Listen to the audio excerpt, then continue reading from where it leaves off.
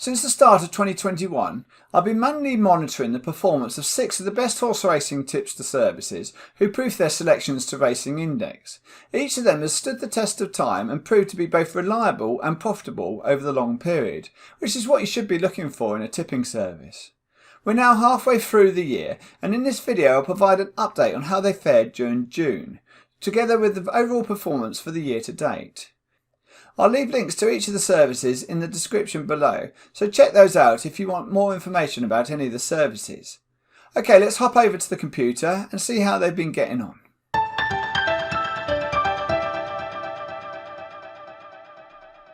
A slight different way of looking at the tipsters this month. I'll start by viewing their profit figures and performance charts, and then I'll dive into the bets for each service. First up is Alchemist. It's been a fine month for Nicky Dawes' service, and I've recorded a profit of 17.15 points for his tips based upon best odds guaranteed prices available at the time I receive his notification email. His selections are usually posted at 9 AM on Saturdays and 11 AM on Sundays, but he did send out the majority of his Royal Ascot bets the day before racing. At the end of May I reported Alchemist was on a losing run, and that continued through to the start of the Royal meeting, with the profits for the year dipping just below zero prior to Ascot, but that proved a pivotal point in the month. After that, some good price selections wiped out the losses from the losing run to hit a new profit high for the year. This illustrates well the need to have a realistic betting bank when following a tipster service, and to take a long-term view and keep the faith during substantial losing runs. If we jump over to the actual results, we can see there was a month between winning selections, but the winners that followed won back all the funds lost during the losing run.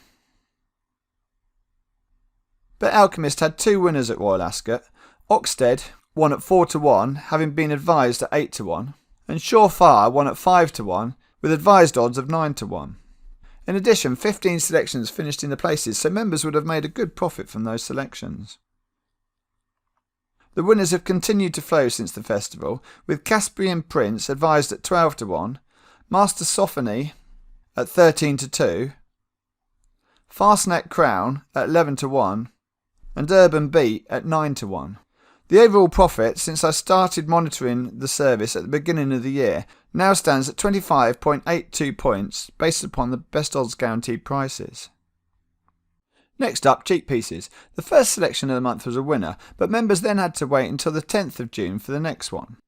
From that point on though, there's been a steady upwards trend, finishing the month with a profit of 16 points based upon evening prices, and 12 for the best odds guaranteed at 8 o'clock on the morning of the race. These took the overall profits for the year to a new high of around 60 points and 48 points respectively. It's proved a good couple of months for the cheek piece members.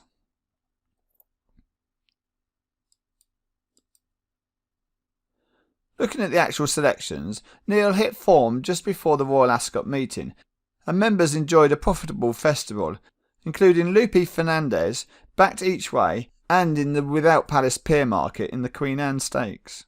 There was also wins for Love in the Prince of Wales' Stakes.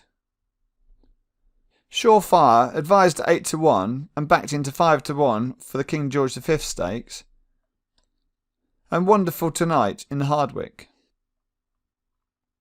Profits dropped off slightly after Ascot, but cheek pieces finished the month strongly with 3 more winners. Tigerton was advised at odds of 9-2, but suffered a 40p rule 4 deduction due to non-runners. All in all, it's been a great performance for the service during the 6 months of me manually checking their results. Next we have Speculate to accumulate Placespotter selections. As with the previous month, there wasn't a great deal of selections from Placespotter during June, with SP2As shining the spotlight more on their other tipsters. But having said that, those selections that they did have performed well, banking a profit of 6.5 points during the month, based upon best odds guaranteed prices. And that takes their overall profit total to 46 points for the year.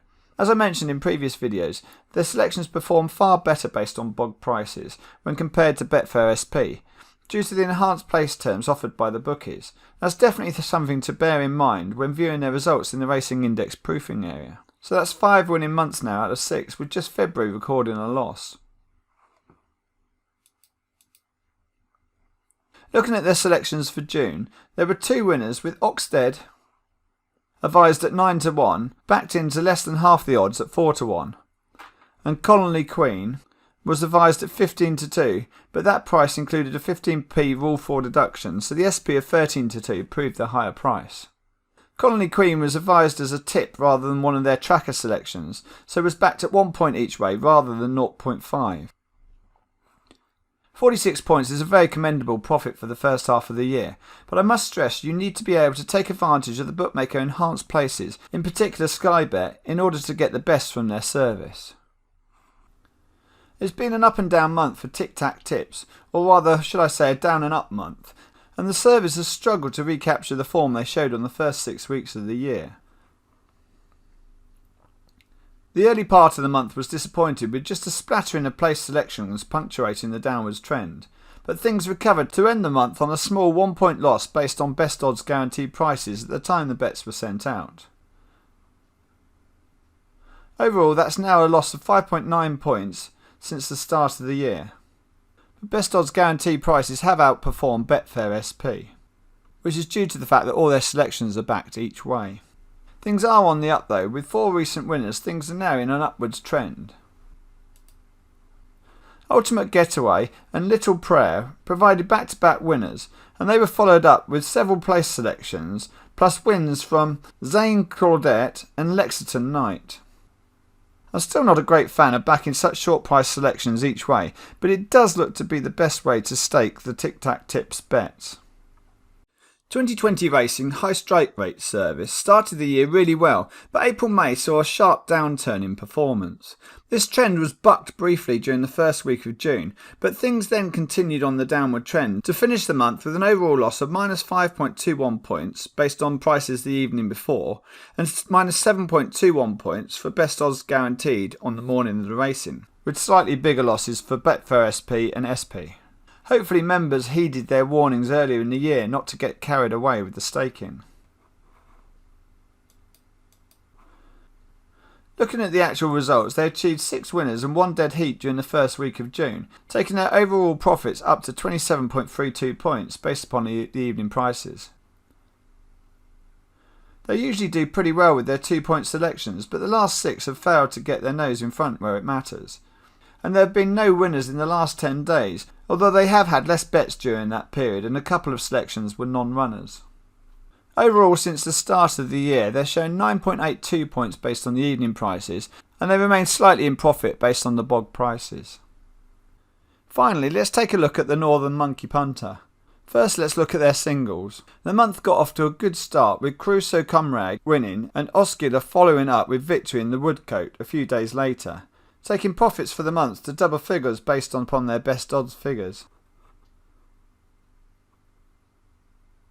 The good form continued into Ascot with good results in the first 4 days of the Royal Meeting, seeing profits increase to over 13 points.